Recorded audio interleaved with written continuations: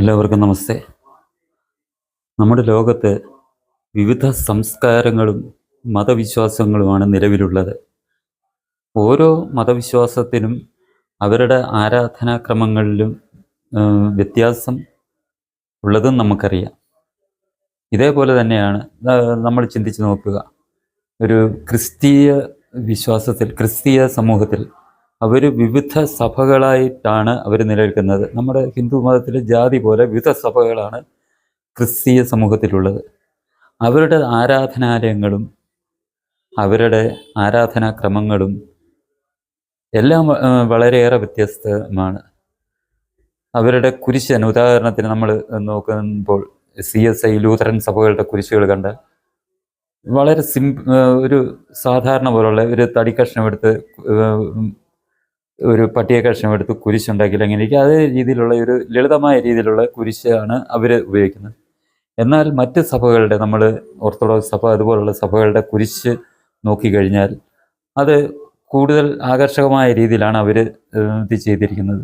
എന്നിരിക്കലും അവരുടെ ആ കുരിശ്, അതിൻ്റെ ആ നെടുകയും കുറുകയുമുള്ള ആ ഭാഗങ്ങൾക്ക് ഏകീകൃത സ്വഭാവം തന്നെ ഉണ്ട്. അവരത് മാറ്റം വരുത്താറില്ല. അതേപോലെ തന്നെയാണ് അവർ ഈ കുരിശ് സ്ഥാപിക്കുന്നത്. പള്ളികളിൽ കുരിശ് സ്ഥാപിക്കുന്നത്, കെട്ടിടത്തിൻ്റെ പുറത്ത് കുരിശ് സ്ഥാപിക്കുന്നതും ഏകദേശം സമാന രീതിയിൽ തന്നെയാണ്. കെട്ടിടങ്ങൾക്ക് പല രൂപവ്യത്യാസങ്ങളുണ്ടെങ്കിലും ഇതിലൊക്കെ ഉപരിയായിട്ടുള്ള ഒരു ആരാധനാലയ നിർമ്മിതിയാണ് ഹൈന്ദവ സമൂഹത്തിൻ്റേത്.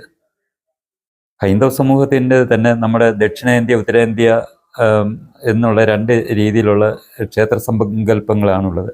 നമ്മുടെ കേരളീയ ക്ഷേത്ര സങ്കല്പത്തിൽ അനുസരിച്ച് ക്ഷേത്രം, ഉത്തരേന്ത്യയിൽ പോയി കഴിഞ്ഞാൽ നമുക്ക് ക്ഷേത്രത്തിനകത്ത് കയറി ഭഗവാനെ തൊഴുത് നമുക്ക് പ്രാർത്ഥിക്കാം. നമ്മുടെ വീട്ടിൽ നമ്മൾ ഉണ്ടാക്കുന്ന ഭക്ഷണം ഭഗവാന് നിവേദ്യമായി കൊടുക്കാം. പക്ഷെ കേരളത്തിലെ ക്ഷേത്രീയ ശാസ്ത്ര, ക്ഷേത്ര പാരമ്പര്യം ആ രീതിയിലല്ല. നമുക്ക് ഭഗവാന്റെ ഗർഭഗൃഹത്തിൽ കടക്കാൻ കഴിയില്ല, ശ്രീകോവിലിനുള്ളിൽ കടക്കാൻ കഴിയില്ല. നിർമ്മാണം തന്നെ, ക്ഷേത്രങ്ങളുടെ നിർമ്മാണം തന്നെ ഏറെ വ്യത്യസ്തമാണ്.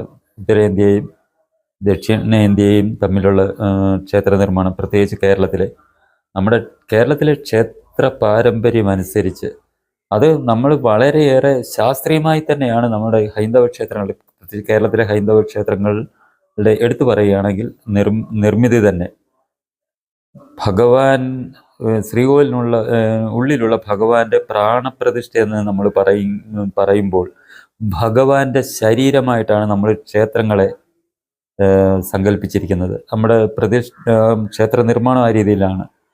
ഭഗവാന്റെ ശരീരമാണ് ക്ഷേത്രം എന്നുള്ള സങ്കല്പത്തിലാണ് നമ്മുടെ ഇവിടെ ക്ഷേത്രങ്ങൾ നിർമ്മിക്കുന്നത്. നമ്മൾ ഏതൊരു കെട്ടിടം പണിയുമ്പോഴും അതിൻ്റെ അടിസ്ഥാനം എന്ന് പറയുന്നത് അതിൻ്റെ അടിത്തറയാണ്. ഈ നമ്മുടെ ക്ഷേത്രങ്ങളുടെ അടിത്തറയെ നമ്മൾ ഭഗവാന്റെ പാദമായിട്ടാണ് കരുതുന്നത്.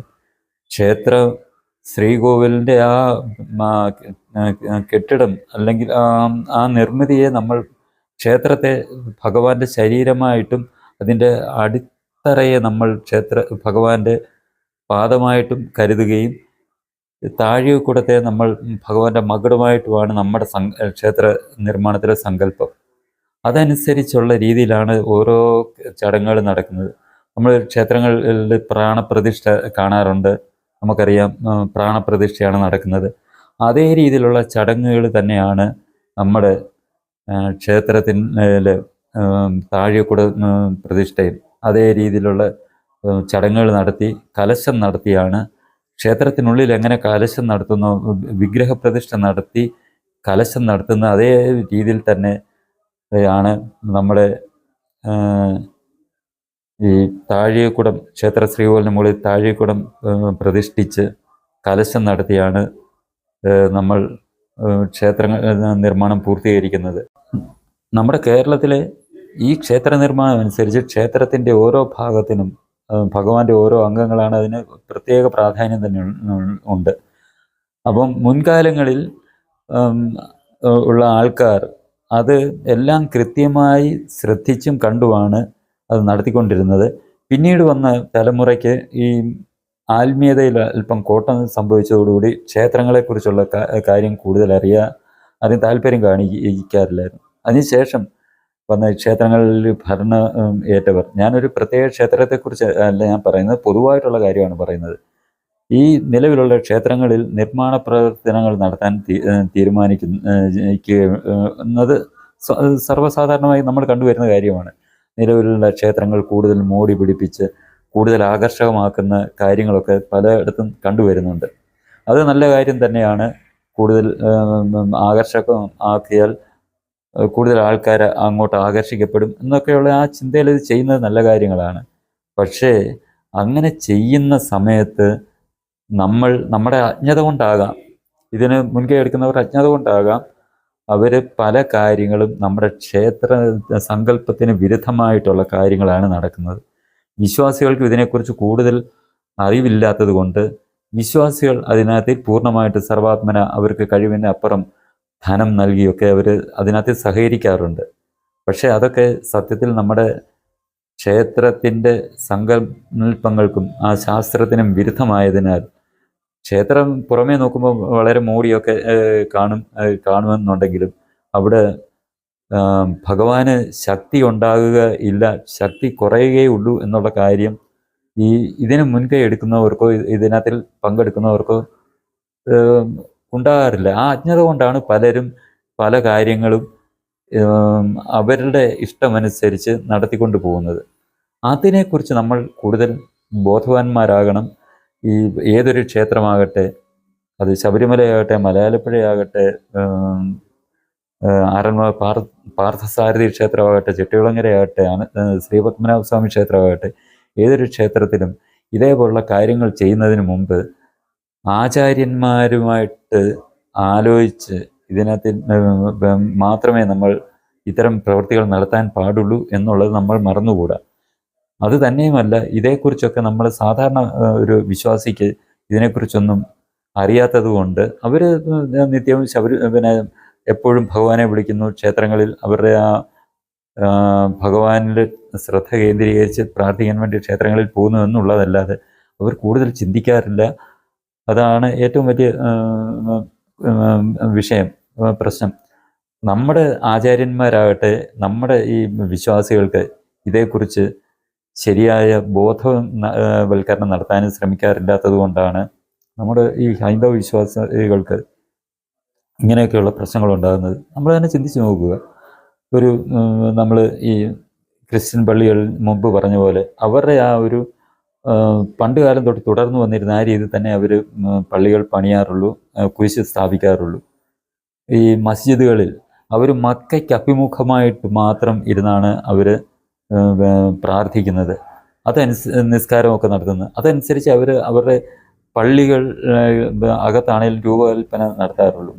ഇതേ രീതിയിൽ തന്നെ അവരൊരിക്കലും അവരുടെ പാരമ്പര്യം വിട്ട് അവർ പോകാറില്ല. അത് കൂടുതൽ തന്നിഷ്ടപ്രകാരം അല്ലെന്നുണ്ടെങ്കിൽ ഈ അതാത് കാലത്തിരിക്കുന്നവരുടെ ആ ഒരു ആഗ്രഹപ്രകാരം ചെയ്യാറില്ല. ഇതേ രീതിയിലാണ് നമ്മുടെ ക്ഷേത്രങ്ങളുടെ നവീകരണമായാലും പുതിയ നിർമ്മിതിയായാലും ഒക്കെ നടത്തേണ്ടതെന്നുള്ള കാര്യം നമ്മൾ അത് പ്രത്യേകം ശ്രദ്ധിക്കേണ്ടതാണ്. അങ്ങനെ അല്ല എന്നുണ്ടെങ്കിൽ ആ ക്ഷേത്രത്തിൻ്റെ ഐശ്വര്യം, അതിൻ്റെ ആ ക്ഷേത്രത്തിനുള്ളിലെ ആ ഭഗവാന്റെ പ്രാണന് ആയിട്ടുള്ള ആ പ്രതിഷ്ഠയ്ക്ക് തന്നെ ഒരു ശക്തിക്ക് ക്ഷയം സംഭവിക്കും. അതൊക്കെ വരാതെ ശ്രദ്ധിക്കേണ്ടത്. അജ്ഞത കൊണ്ട് പലരും ചെയ്യുമെന്നുണ്ടെങ്കിലും ഇതൊക്കെ നടത്തുന്നതിന് മുമ്പ് മറ്റുള്ള ആൾക്കാരുമായിട്ട് ആ വിശ്വാസികളുമായിട്ട് കൂടുതൽ ചർച്ച നടത്തി അവരുടെ അഭിപ്രായങ്ങൾ തേടി അവരുടെ അറിവുകളിൽ നിന്ന് നമുക്കറിയാത്ത പല കാര്യങ്ങളും നമ്മൾ സ്വാംശീകരിച്ച് മാത്രമേ ഇത്തരം കാര്യങ്ങളിൽ നമ്മൾ മുന്നോട്ട് പോകാവൂ എന്നുള്ള ഒരു അഭിപ്രായമാണ് ഇതിലൂടെ ഞാൻ മുന്നോട്ട് വയ്ക്കുന്നത്. കൂടുതൽ ആചാര്യന്മാരുമായിട്ട് സംസാരിച്ചിട്ട് ഇതേക്കുറിച്ചൊക്കെയുള്ള കൂടുതൽ അറിവ് തരാനുള്ള ശ്രമം ഞാൻ നടത്താം എന്ന് ഉദ്ദേശിക്കുന്നുമുണ്ട്. നമുക്കറിയാത്ത പല കാര്യങ്ങളും അറിവുള്ളവരിൽ നിന്നും നമ്മൾ അറിഞ്ഞ് അതനുസരിച്ച് നമ്മൾ മുന്നോട്ട് പോകുന്നതാണ് നമ്മുടെ ആ സംസ്കാരത്തിനാകട്ടെ, നമ്മുടെ ക്ഷേത്രങ്ങൾക്കാകട്ടെ, ദേവനാകട്ടെ കൂടുതൽ ശക്തിയും കൂടുതൽ യശസ്സും ഉണ്ടാക്കുക. അതിൽ കൂടിയായിരിക്കും നമ്മളുടെ ഒരു മുന്നോട്ടുള്ള ആ ഒരു ഉന്നമനം എന്ന കാര്യം നിസ്സംശയം നമ്മൾ ഒരു സംശയമില്ലാതെ തന്നെ നമ്മൾ അത് മനസ്സിലാക്കി വേണം മുന്നോട്ട് ഓരോ ചുവടും വയ്ക്കേണ്ടത് എന്ന് മാത്രം വിശ്വാസികളായിട്ടുള്ളവരോട് ഈ എളിയവനായ ഞാൻ അറിയിക്കുകയാണ്.